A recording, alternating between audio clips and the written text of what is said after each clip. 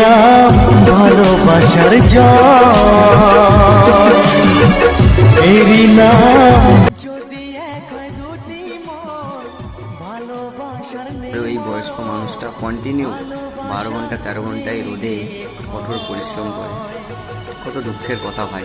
যেই ছেলেদের লালন পালন করে বড় করে মানুষ করে এতটা একটা ভালো যোগ্যতার জায়গায় পৌঁছে দিয়েছে, আজকে দেখো সেই ছেলেরা এই বাবাটাকে দেখছে না।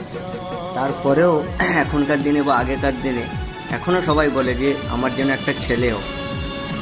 আরে সেই ছেলে যদি বুড়ো বয়সে বাবা মাকে না দেখলো, তাহলে সেই ছেলে হয়ে বা সেই ছেলে নিয়ে লাভটা কী?